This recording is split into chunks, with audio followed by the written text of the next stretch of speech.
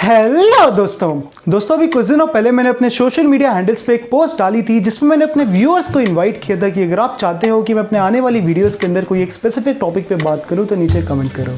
तो उसमें से जो एक टॉपिक आज की वीडियो के लिए निकल के आया है वो है हाउ टू ओवरकम प्रोक्रेस्टिनेशन, यानी एक ऐसी प्रॉब्लम जिसके अंदर हम एक काम को बार बार डिले करते रहते हैं, एक काम को बार बार टालते रहते हैं। यानी बॉडी बनाना चाहते हैं लेकिन जिम जाने को, एक्सरसाइज करने को टालते रहते हैं। मन करता है कल से करूँगा, आज रहने देता हूँ, आज चीट डे रख लेता हूँ। यानी पढ़ना तो चाहते हैं लेकिन पढ़ाई करने को प्रोक्रेस्टिनेट करते रहते हैं। मन करता है आज रहने देता हूँ, 1 घंटे बाद कर लूँगा, 2 घंटे बाद कर लूँगा। ये होती है प्रोक्रेस्टिनेशन, यानी हमारा माइंड थॉट्स के लेवल पे ऑक्यूपाई हो जाता है लेकिन एक्शन नहीं लेना चाहता। समझ रहे हो आप प्रॉब्लम? तो इस पूरे टॉपिक को देखने के ना दोस्तों 2 तरीके हैं। पहली चीज़ तो मैं बात करूँ टेक्निक्स की, मैं बात करूँ साइकोलॉजी के कॉन्सेप्ट्स की। लेकिन वो तो आप अभी तक पढ़ चुके हो ना। कितनी आपने मैनेजमेंट थ्योरीज पढ़ ली, कितनी आपने टाइम मैनेजमेंट के ट्रिक्स एंड ट्रेड्स पढ़ लिए, कितने आपने ह्यूमन साइकोलॉजी के एस्पेक्ट्स पढ़ लिए, मेरे से बेटर स्पीकर्स को सुन लिया, सेमिनार्स अटेंड कर लिए, वेबिनार्स अटेंड कर लिए, है ना। होता क्या है जी, किसी भी चीज़ को हम समझते हैं, किसी नई इंफॉर्मेशन को जानते हैं, 3 दिन तो माइंड बड़ा अच्छा रहता है, बड़ा एक्टिव रहता है, चौथे दिन से फिर वैसे ही हो जाते हैं, फिर 5वें दिन फिर एनर्जी लूज करने लगते हैं, है ना। इसका मतलब टेक्निक्स से अकेले सॉल्यूशन नहीं निकलने वाला। टेक्निक्स की इंपॉर्टेंस है लेकिन उससे पहले किसी और चीज़ की भी इंपॉर्टेंस है दोस्तों, और वही मैं दूसरी चीज़ के बारे में बात करना चाहता हूँ। एक बार पहले ये समझना ज़रूरी है कि हम किस सिचुएशन में प्रोक्रेस्टिनेट करते हैं। याद करो बचपन के दिन, 5 से 6 का खेलने का टाइम, जब हम क्रिकेट खेलते थे, कुछ लोग फुटबॉल खेलते थे, कुछ लोग गिल्ली डंडा खेलते थे। क्या कभी उस टाइम को हम प्रोक्रेस्टिनेट करते थे? आज के टाइम पे भी जिस भी चीज़ को आप एंजॉय करते हो, अपने पूरे दिल से करते हो, फिर कई लोगों के लिए वो कुकिंग हो सकता है, कई लोगों के लिए वो गिटार हो सकता है, कई लोगों के लिए अपने फ्रेंड्स के साथ हैंग आउट हो सकता है, किसी के साथ डेट पे जाना हो सकता है। कभी भी ऐसी चीज़ों को प्रोक्रेस्टिनेट करते हो? तो इसका मतलब प्रोक्रेस्टिनेशन कब करते हैं हम? जब हम किसी भी चीज़ को एंजॉय नहीं कर रहे होते, किसी भी चीज़ को ज़बरदस्ती कर रहे होते हैं। अब इतनी बात समझ आई। अब सवाल ये आता है कि हम किसी चीज़ को एंजॉय कब करते हैं। समझिए एक बात, एक तो है कि खेल के कॉन्टेक्स्ट में, खेल के कॉन्टेक्स्ट में वो चीज़ हमारे लिए रिफ्रेशिंग होती है, हमारे लिए एक एस्केप होता है। टीवी देखना हमारे लिए एक एस्केप है। कुकिंग, ड्राइंग जो लोग हॉबी की तरह करते हैं उनके लिए एक एस्केप है अपनी रियलिटी से, इसलिए हम इसे एंजॉय करते हैं, इसलिए हम उसमें पूरी तरह से इन्वॉल्व हो जाते हैं। हम काम को कब एंजॉय करते हैं? किसी भी काम को, चाहे वो बॉडी बनाना हो, चाहे पढ़ाई करना हो, काम को कब एंजॉय करते हैं? काम को हम तब एंजॉय करते हैं जब वो काम हमारे बेसिक नेचर से रिलेटेड होता है, हमारी पर्सनालिटी से रिलेटेड होता है। देखिए एक बात समझिए, हर एक इंसान की एक बेसिक पर्सनालिटी होती है ना। सोचो क्या हुआ होता अगर सहवाग को बोला जाता तू द्रविड़ की तरह खेल, तू टुक टुक कर, तू डिफेंस कर, तू टेस्ट का क्रिकेटर बन। नहीं ना, उसने अपनी बेसिक पर्सनालिटी फॉलो की। धोनी ने भी ऐसे ही किया, आते के साथ हेलीकॉप्टर शॉट मारता था, लोग कहते थे अनकन्वेंशनल प्लेयर है, टेक्निक नहीं आती इसे। लेकिन धोनी ने क्या किया?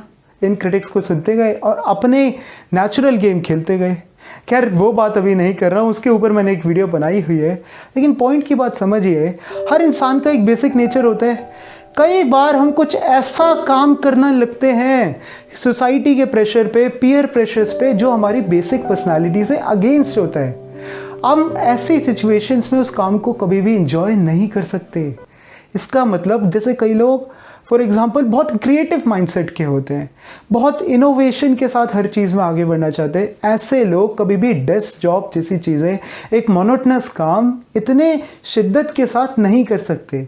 एक टाइम के बाद बोर होने लगेंगे, उनका माइंड अपने क्रिएटिव थॉट्स में भागने लगेगा, और जैसे ही वो बोर होना स्टार्ट होंगे वो इस काम को प्रोक्रेस्टिनेट करने लगेंगे, है कि नहीं?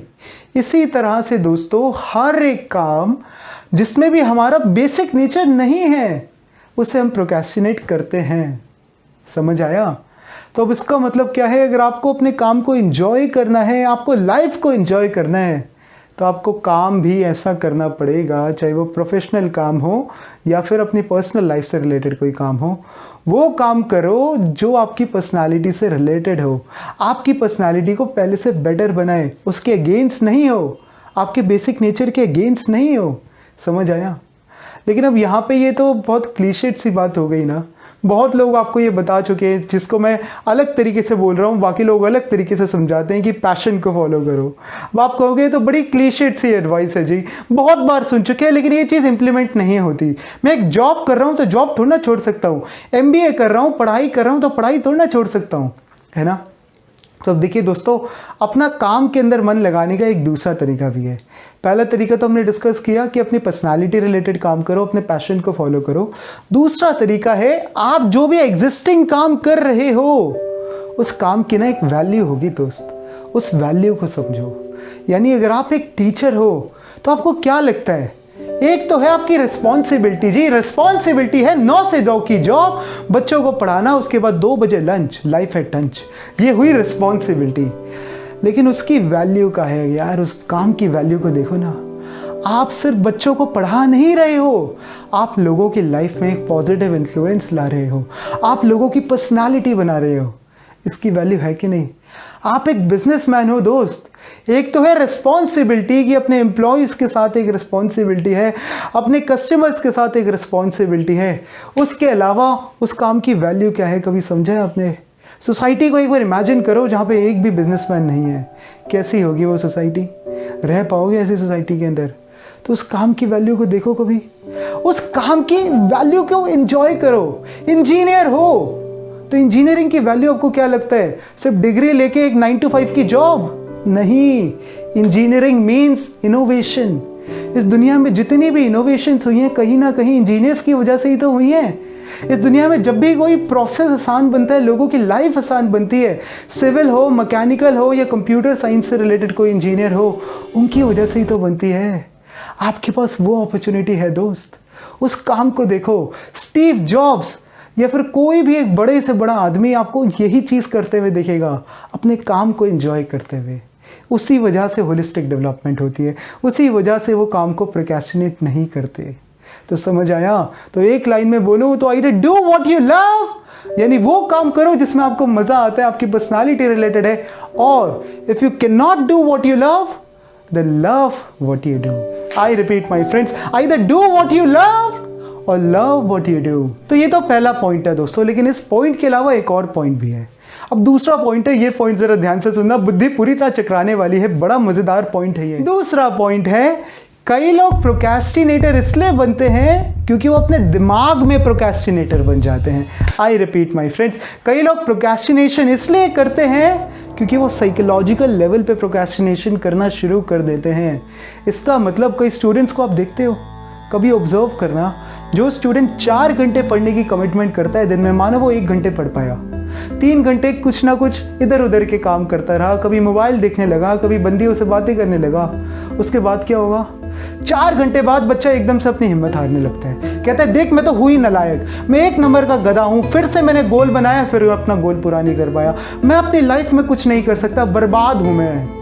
ये क्या हो रहा है, इसे कहते हैं नेगेटिव सेल्फ टॉक। आप जितनी नेगेटिव सेल्फ टॉक करते हो, आप अपने माइंड को एफर्मेशंस क्या भेज रहे हो कि नहीं मैं नहीं कर सकता।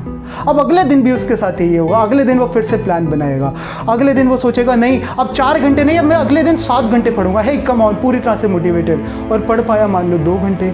तो उसके बाद क्या होगा, फिर अपने आप के साथ नेगेटिव सेल्फ टॉक स्टार्ट हो जाएगी कि यार मैं नहीं कर सकता, मैं फ्रस्ट्रेट हो गया हूँ, नहीं हो रही पढ़ाई मुझसे। इसे कहते हैं paralysis of analysis. Paralysis of analysis यानी एक चीज़ को आप बार बार एनालाइज करते रहते हो कि यार क्यों कर रहा हूँ मैं, ये क्यों कर रहा हूँ। तो करना क्या है दोस्तों, कभी भी अपनी इमेज साइकोलॉजिकल लेवल पे नहीं गिरानी, क्योंकि पहले आप जो भी हो अपने माइंड में क्रिएट होते हो। माइंड में अपने आप को कभी ऐसे नहीं बोलना कि मैं प्रोक्रेस्टिनेटर हूँ, मैं काम नहीं कर सकता।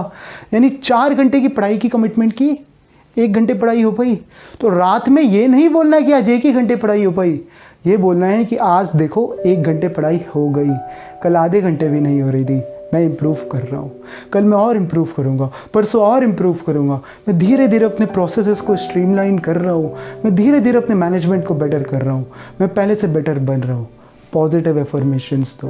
पॉजिटिव एफर्मेशंस दोगे तो माइंड धीरे धीरे रास्ता निकालना शुरू कर देगा। तो एक लाइन में समराइज करूं अब जो भी मैंने बोला उसको, तो प्रोक्रेस्टिनेशन को ओवरकम करने के 2 तरीके हैं दोस्तों। पहली चीज़ तो आप अपने काम को एंजॉय करो। अब एंजॉय कैसे करोगे? या तो काम ही वही करो जो आप कर सकते हो, जो आपकी बेसिक नेचर से रिलेटेड है, जो आपका पैशन है। या फिर अगर अपने पैशन को फॉलो नहीं कर सकते किसी भी XYZ रीज़न की वजह से, तो जो आपके एग्जिस्टिंग काम है उसकी वैल्यू को समझो। Either love what you do और डू व्हाट यू लव। समझ आया? और दूसरा पॉइंट, कभी भी चाहे आप अपने पैशन को फॉलो कर भी रहे हो चाहे नहीं भी कर रहे हो, माइंड के लेवल पे प्रोक्रेस्टिनेटर मत बनना। अपने आप के साथ नेगेटिव सेल्फ टॉक नहीं, पॉजिटिव सेल्फ टॉक करनी है। अपने आप को एज अ मैनेजर देखना है, अपने आप को एज अ लीडर देखना है अपनी लाइफ का। समझे?